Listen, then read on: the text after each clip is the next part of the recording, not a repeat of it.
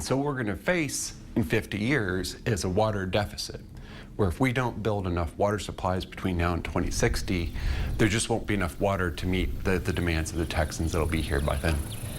Texas tapped out. The state's population is growing fast and resources can't keep up, especially water. But the legislature has a plan, and it's one that needs your approval. If you vote yes this November for a water infrastructure bank, Texas communities will be able to borrow money from the state to build crucial water projects right now.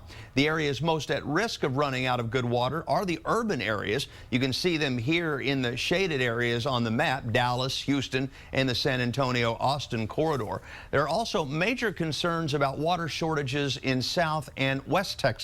And it's not just the drought. KXAN political reporter Josh Hinkle traveled 200 miles west of Austin to one Texas town with a poisonous problem. This is a great place to live, a smaller town. This is a story of a paradise lost.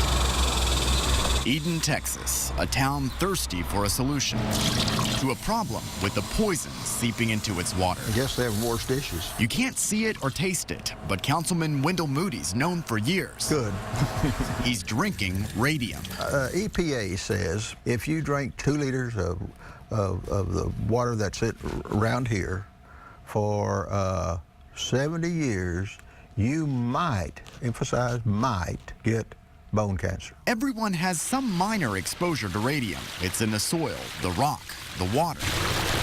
But in Eden, there's just a lot of it, with even more during the drought. As surface water runs dry, so do the shallow wells. The city used this water to mix with the contaminated water much deeper, making it available to use. But without this water up here, they needed some way to filter what's down below. It's called water remediation technology, and it would remove the radium at a cost too expensive for the city.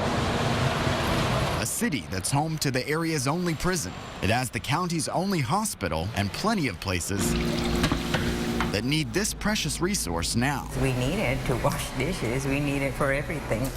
You can't have life without water. Needs an ice cube to cool the water down. Moody says he doesn't think this water will actually kill you. Now, what else you gonna die of within that 70 years?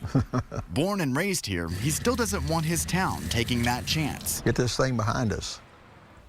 Good news, Eden just got money from the Texas Water Development Board to build the project. It should be done sometime next year, but not all communities are so lucky. That's why state lawmakers felt a water infrastructure bank was so important, so more water projects could move forward. If you approve the money in November's election, it would come from the state savings account, the Rainy Day Fund, which has been the sticking point for some Texans.